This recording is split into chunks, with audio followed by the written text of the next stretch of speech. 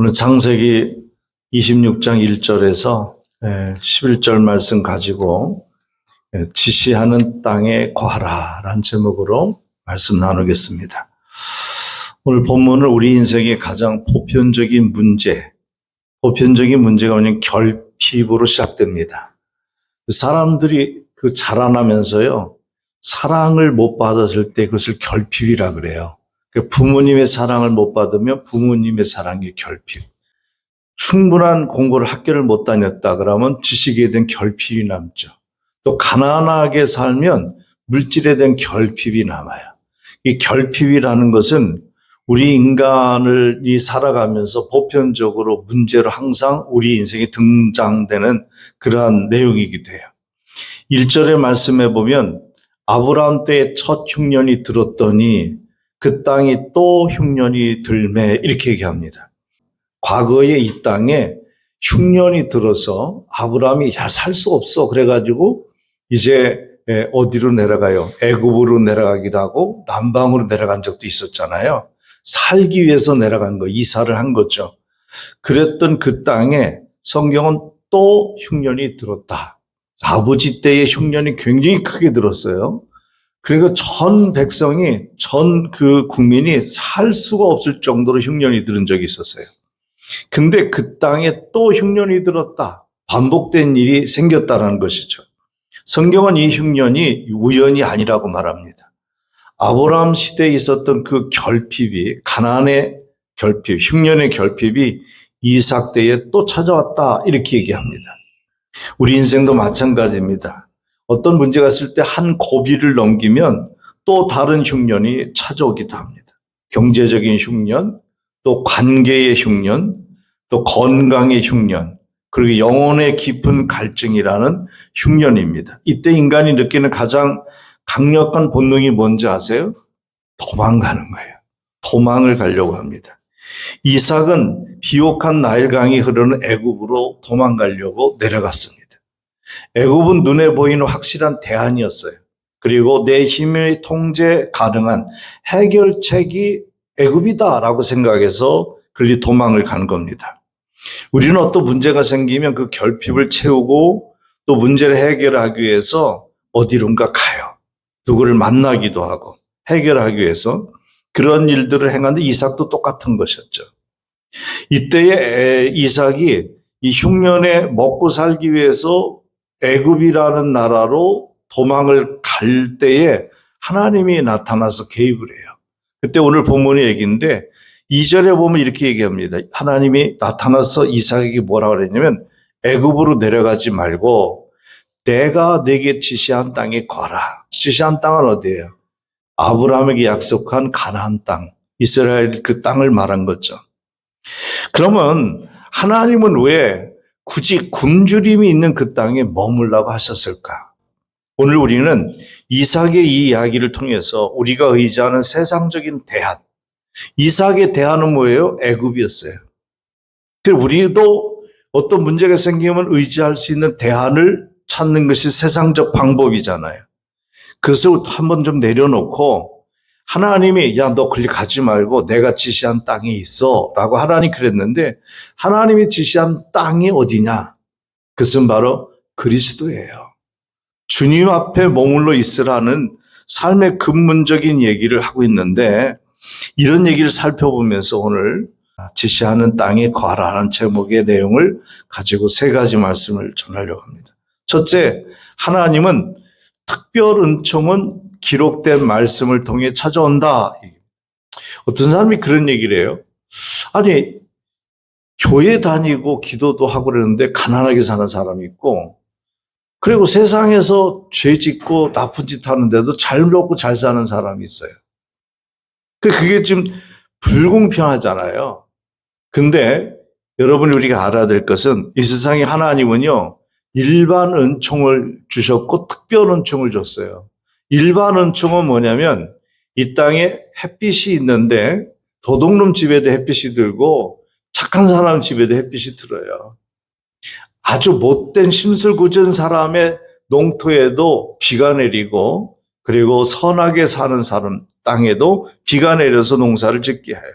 이것을 일반적인 은총이라 그래요. 하나님이 이 땅에 우주만물을 창조하고 사람들을 만들고 살게 할 때는 기본적으로 보편적으로 똑같이 은혜를 베풀어 주는 그런 부분이 있어요.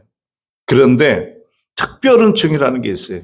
아무나 천국 가는 게 아니라 예수를 믿어야 천국 간다는 특별 은총 같은 거 말이죠. 우리는 흔히 하나님의 은혜라고 하면 신비로운 체험이나 갑작스러운 환경의 변화를 기대하죠.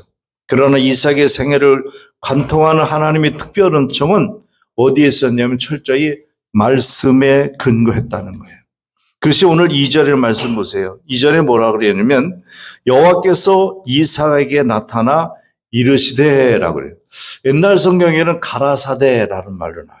근데 여기서 이르시되라는 것은 말씀하시기를 그런 뜻이란 말이죠. 그 하나님은 우리에게 항상 말씀을 하고 있어요. 성경을 통해서 말씀하고 자연을 통해서도 말씀하고 때로는 옆에 있는 사람을 통해서도 나에게 깨달으라고 말해줄 때가 있어요. 이때에 하나님께서 이삭에게 직접 나타나 이르시되 하나님이 직접 말씀할 때 이것은 특별 은총이라고 한 거예요. 아버지 아브라함의 실수는 흉년이 들을 때에 하나님께 묻지도 않고 자기 판단으로 애굽에 내려갔다고 창세기 12장 얘기해요. 하지만 이삭에게는 하나님께서 먼저 찾아오셨네. 그리고 이르시되라고 말씀했어요. 이삭이 신앙이 좋아서 그랬을까? 하나님이 나타나신 것은 아브라함보다 이삭의 신앙이 더 훌륭해서 그런 것은 아니에요. 이삭은 지금 도망갈 궁리만 하고 있었어요. 그런데 하나님이 나타나서 그의 발을 붙잡고 야 이삭 너 가지 마. 여기서 있어라. 이것이 성경이 말하는 특별 은총이었습니다. 우리가 성탄절 때 많이 얘기하는 건데 동방 박사들이 예수님 태어난 곳을 가죠. 별을 보고 가는데 그래서 별을 본 것은 일반 계시였어요. 근데 베들레헴에 가갖고 정확한 메시아를 만날 수 있었던 것은 성경에 기록한 말씀을 기억했을 때에 만날 수 있었다고요. 이걸 특별 계시라고 얘기합니다. 현대인들은 마음에 흉년이 들면 우리 마음에 흉년 들 수 있어요. 공허해진다든가 우울증에 빠진다든가 걱정이 많아진다든가 또 직장에 어려움이 생긴다든가 사업이 잘 안 된다든가 이 흉년이 들면 사람들은 그런데 심리적으로 서적을 뒤지거나 유튜브의 조언에 청취를 한다는 거예요. 이 공허한 마음을 채울 길이 없으니까 자꾸 유튜브를 통해 어떤 데는 또 무슨 서적을 통해서 그것을 찾으려고 뒤적거리죠. 그러나 그것은 일시적인 처방일 뿐 우리를 살리는 것은 뭐냐? 인생을 진짜 살리는 것은 오늘 하나님이 이삭에게 나타나서 이르시되 뭐예요? 말씀이라는 거예요. 하나님의 말씀이 성경이 우리를 살린다는 거예요. 하나님이 이삭에게 나타나서 이르시되 뭐라 그랬어요? 너 가지 마라. 여기 있어라. 내가 지시한 땅에 있어라. 라고 얘기했다는 거죠. 여러분이 지금 인생의 흉년이 한복판에 있다면 여러분이 가장 먼저 해야 될 일은 상황을 바꾸려고 애쓰는 것이 아니라 그래 하나님의 말씀이 성경에 뭐라고 나에게 하시는가라는 말씀 앞으로 나가는 것이 중요합니다. 하나님의 특별 은총은 항상 이 말씀을 타고 우리의 심령에 오기 때문에 그렇다는 거예요. 두 번째 이야기는 복음은 우리의 자격이 아닌 언약에 기초한다. 여러분 그런 얘기를 천국을 누가 갑니까? 천국 갈 수 있는 자격이 뭐가 있습니까? 자격이 기준이 뭐예요? 하나님의 은총은요. 내 자격이 기준이 아니라 하나님의 약속의 기준이 있다는 거예요. 오늘 본문에서 가장 당혹스럽게 하는 부분은 3절 5절인데 하나님이 이삭에게 엄청난 복을 약속했는데 그 근거가 너 이삭이 훌륭해서 네가 믿음 생활 잘해서 네가 자격이 있어서 너 이렇게 복을 엄청히 줄 거야. 그렇게 말씀하신 것이 아니라 이렇게 얘기합니다. 3절 먼저 볼게요. 시작. 이 땅에 거류하면 내가 너와 함께 있어 내게 복을 주고 내가 이 모든 땅을 너와 내 자손에게 주리라. 내가 내 아버지 아브라함에게 맹세한 것을 이루어.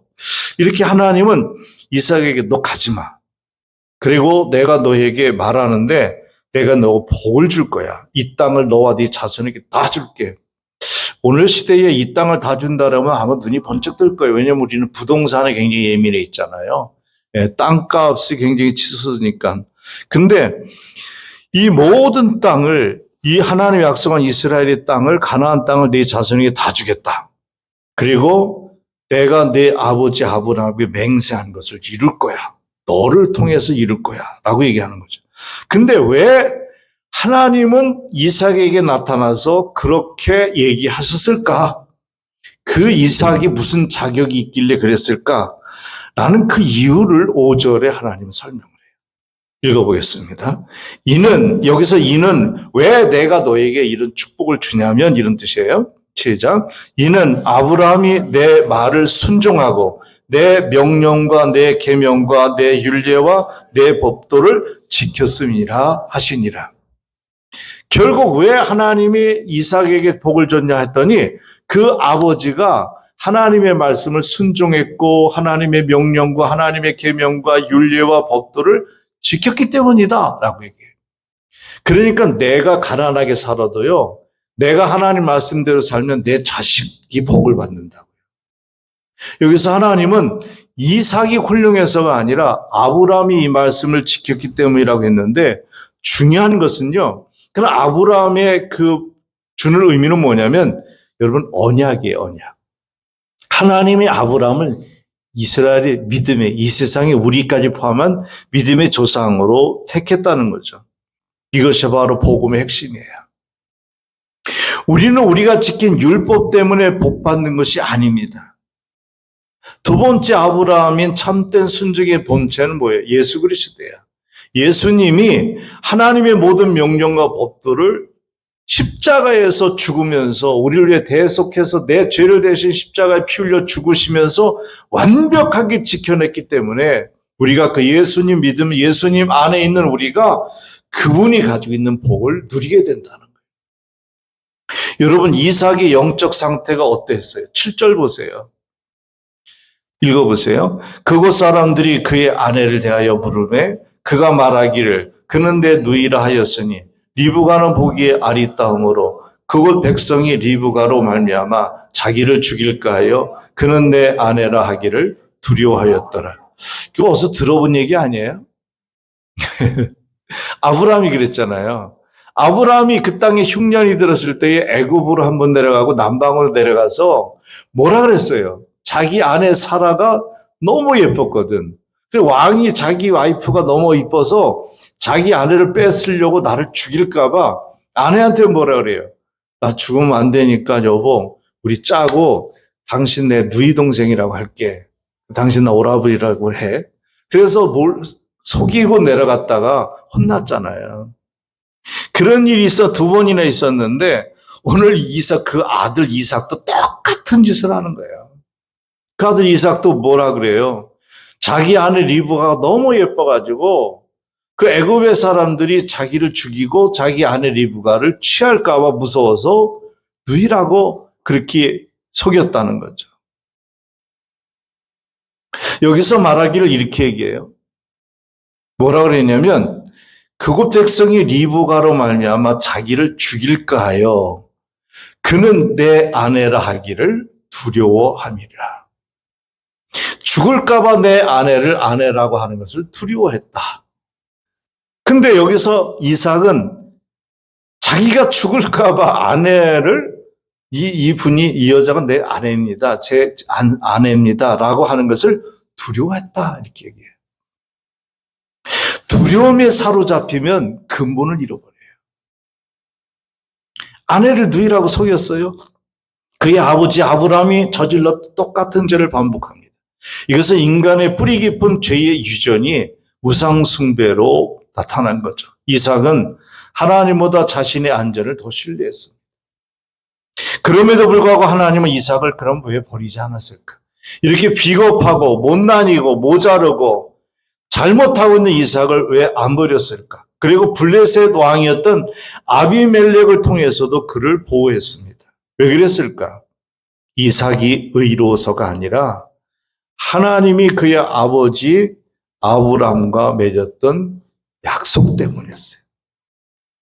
그러니까 하나님을 우리는 신실하신 하나님이라고 그래요. 신실하신 하나님. 왜 그렇게 부르냐면 내가 잘못했어. 그러면 벌을 받아야 되잖아요. 내가 잘못했어. 하나님이 나를 갖다가 내쳐야 되잖아요. 날 때려버려야 되잖아요. 근데 내가 잘못했음에도 불구하고 아이고 저 오죽하면 저랬을까. 저 연약함을 아시고 그냥 불쌍히 여겼죠. 그리고 용서했죠. 왜 그러느냐면 내가 너를 택했기 때문이라고 얘기하세요. 너는 내 백성이라고, 내 자식이기 때문에 그랬다라고 얘기해요. 이삭이 의로워서가 아니라 하나님의 맹세가 신실하기 때문에 이삭이 복을 받았다는 거예요. 내가 뭔가를 잘해서 대가성으로 복을 받는 것은 종교예요. 종교는 그렇게 가르쳐요. 그러나 복음은 다릅니다. 복음은 내가 비록 실패했고 두려워 떨지라도 나를 위해 완벽하게 순종하신 예수 그리스도의 공로 때문에 하나님은 결코 나를 버리지 않으신다는 것. 이게 복음. 여러분의 느낌이나 체험이 아니라 그리스도께서 이루신 완성된 사역에 여러분의 뿌리를 박으십시오. 골로새서 2장 6절 7절에 이렇게 권면합니다. 읽어볼게요. 그러므로 너희가 그리스도 예수를 주로 받았으니 그 안에서 행하되 그 안에 뿌리를 박으며 믿음에 굳게 서서 감사함을 넘치게 하라. 이것이 흉년의 때, 내 삶에, 내 마음에 흉년의 때를 무탈하게 지나가는 유일한 방법이에요.